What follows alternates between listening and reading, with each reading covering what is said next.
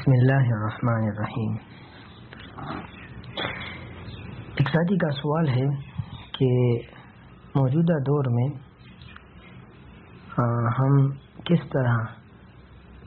فتنوں سے بچ جائے اور کس طرح ہم یعنی دینداری پر آ جائے اور کس طرح ہم یعنی کفری نظام سے بچ جائیں اور ہم اللہ اور اس کے رسول کے بنائے ہوئے نظام پر اور آئندہ آنے والے خلافت راشدہ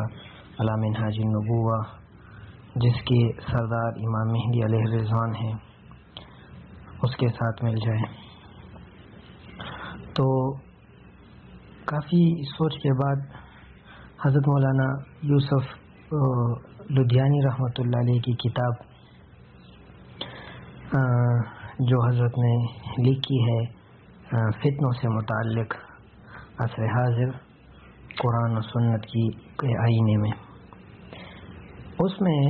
مختلف احادیث جمع کی ہے۔ ایک حدیث ہے اس کتاب میں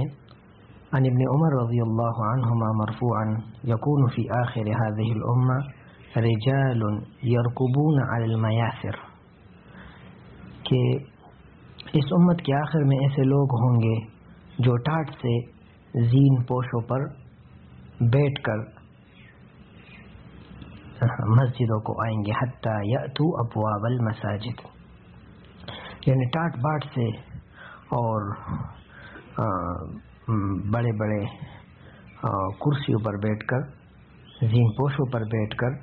مسجدوں کو آئیں گے۔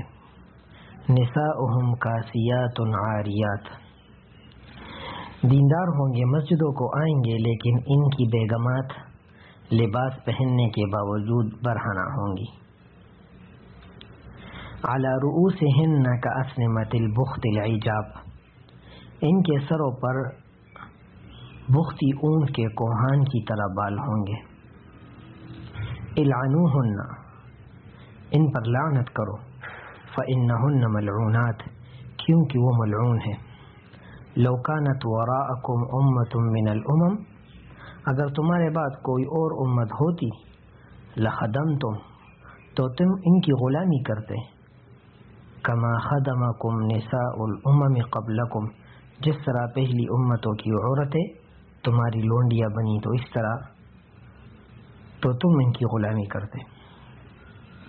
یہ حدیث امام احمد رحمۃ اللہ علیہ نے اپنی مسند احمد میں اور ابن حبان نے اپنی صحیح میں، امام ابو عبداللہ الحاکم نے اپنی مستدرک میں نقل کیا ہے، اور علامہ ہیثمی رحمۃ اللہ علیہ نے موارد الظمآن میں اس کو روایت کیا ہے، جبکہ امام حاکم نے اس کو صحیح علی شرط شیخین کہا ہے، اور امام منذری نے ترغیب میں علامہ امام حاکم رحمۃ اللہ کے قول کو نقل کر کے اس کو سکوت کیا ہے، جس سے معلوم ہوتا ہے کہ یہ حدیث صحیح ہے۔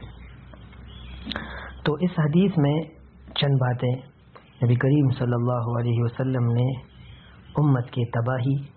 اور دینداروں کے مزاج بدلنے اور ان کے ہاں دو پیمانوں کے رائج ہونے پر مرکوز فرمائی ہے۔ نمبر ایک، پہلی یہ ہے کہ اس امت کے آخر میں ایسے آدمی ہوں گے جو دینی ٹاٹ پاٹ سے متاثر ہونے اور اس کے عادی ہونے کی وجہ سے میاسر یعنی ریشمی زین پوش پر سوار ہو کر مساجد کو آئیں گے۔ میاسر یہ میسرتن کی جمع ہے، اور یہ لفظ اس کے معنی ہے بچونے کا نرم ہونا، بچونے کا پرآسائش ہونا، اور میاسر وہ بچونا ہے جو نرم و نازک و ملائم ہوتا ہے۔ اور عام طور پر یہ جو عجمی لباس ہوتا ہے، اس دور میں عجمی لباس ہوتا تھا جو پرتکلف ہوتا تھا، تو یہ وہ لباس ہے جو ریشم کے بنے ہوئے ہوتے ہیں، جو نرم ملائم ہوتا ہے، اور اکثر لوگ اس سے مراد گھوڑے یا اونٹ پر جو سیٹ ڈالتے ہیں تو وہ سیٹ اس سے مراد لیتے ہیں۔ اگر آج کے حالات میں ہم اونٹ اور گھوڑے کے بجائے سواریوں پر یعنی کار اور موٹر گاڑیوں کا اس کا مزاج ہو تو جن میں آسائش اور زیبائش کرنے والے ضرورت سے زیادہ آرائش اور زیبائش کا اہتمام کرتے ہیں اور دینداری ظاہر کرنے کے باوجود یعنی وہ آسائشوں سے اور زیبائش سے کام لیتے ہیں، ریشم اور دیگر نرم و نازک گدوں اور صوفوں و سیٹوں پر بیٹھتے ہیں۔ ان تعیشات اور ان آسائش اور زیبائشوں کی برائی بیان کرنا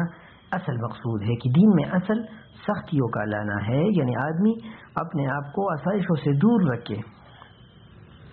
جبکہ بعض دیگر احادیث میں جس کو یعنی شعب الایمان میں اور صحیح مسلم اور صحیح بخاری میں نقل کیا ہے کہ میسر پر گدوں پر بیٹھنا اس سے نبی کریم صلی اللہ علیہ وسلم نے منع کیا ہے، کیونکہ اس میں آسائش ہے، اور اس کی وجہ یہ ہے کہ یعنی بعض تو حرمت کی وجہ سے منع ہے، یعنی کیونکہ یہ ریشم کی بنی ہوئی ہوتی ہے لہذا یہ منع ہے، اور بعض یہ ہے کہ اس میں غیروں کے ساتھ مشابہت ہے، کیونکہ غیر بھی اس طرح کرتے ہیں، جو کفری لوگ ہوتے ہیں، جو کفار ہوتے ہیں یا فساق ہوتے ہیں یا فجار ہوتے ہیں یا دیگر آسائش پسند لوگ ہوتے ہیں، وہ بھی اس طرح کرتے ہیں، اور اسی طرح اس میں فضول خرچی اور اسراف بھی ہے، اس وجہ سے تزیین و زیبائش اختیار کرنے سے، اور خاص کر دین دار لوگ اور خاص کر دین کے لیے جانے کے وقت یعنی نماز کے لیے جانے کے وقت یا مدرسے کے لیے جانے کے وقت یہ استعمال کرنا اس وجہ سے اس حدیث میں منع کیا ہے۔ تو اس حدیث کا حاصل یہ ہے کہ کیسا زمانہ آئے گا جس میں لوگ مساجد تک ایسے ناز و نخروں اور زیب و زیبائش اور کافرانہ ٹاٹ باٹ کے ساتھ آئیں گے کہ الامان والحفیظ۔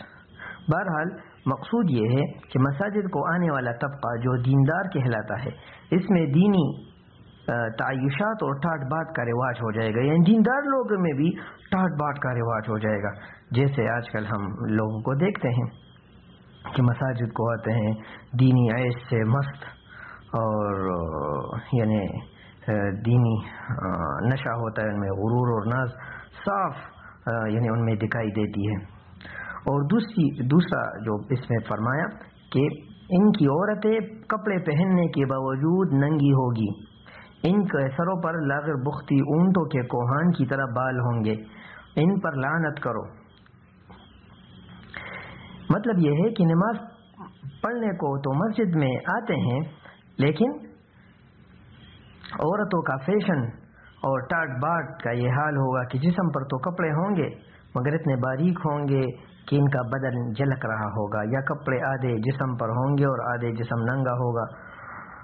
اور سر پر چوٹی یا کوہان کی طرح ہوں گی۔ یہ سب دینی لباس میں اور دینی مزاج میں عیش پرستی اور تنعم پرستی، پیشن پرستی کا نتیجہ ہوگا، جس کو حدیث میں کہا ہے کہ رجال مثل الذئاب، کہ رجال یہ ایسے لوگ ہوں گے کہ ان کا ظاہر تو آدمیوں کا ہوگا لیکن قلوبہم علی مثل الذئاب، لیکن ان کے دل بھیڑوں کی طرح ہوں گے، جو یعنی خطرناک قسم کے دل ہوں گے۔ اور آخر میں فرمایا کہ ان عورتوں پر لعنت کرو، العنوہن، کہ یہ عورتیں ملعون ہیں۔ تو اس کی وجہ یہ ہے کہ اگر تمہارے بعد کوئی اور امت ہوتی تو ان عورتوں کو اس قوم کی غلام عورتوں کا ان عورتوں کا غلام بنا دیا جاتا، مگر تمہارے بعد کوئی اور امت نہیں ہے، اس لیے تو یہ نہ ہوگا کہ کسی کا غلام بنایا جائے، مگر ذلیل و خوار تو رہیں گے یہ لوگ۔ یہ حدیث بھی آج کے لوگوں پر بہت حد تک صادق آتی ہے۔ تعیش پرستی، عیش پسندی، دکھاوے کا عام چلن ہے، یہاں تک کہ نمازی لوگ بھی اس قسم کی بیماریوں میں مبتلا ہیں، ان کی عورتیں اسی طرح ہوتی ہے، ریشم کے گدوں اور سیٹوں صوفوں کا رواج آج عام ہے، اور جو لوگ یعنی جو لوگ نماز پڑھتے ہیں ان کی عورتیں بھی اس طرح ہوتی ہیں، اور جو عورتیں نماز پڑھتی ہیں تو ان میں بھی نماز پڑھنے کے باوجود بے پردگی، پیشن پرستی اور یعنی بے حیائی کا رواج ان میں ہوتا ہے، اور یہ باتیں عموماً ان لوگوں میں پائی جاتی ہے جو مالدار اور خوشحال ہیں۔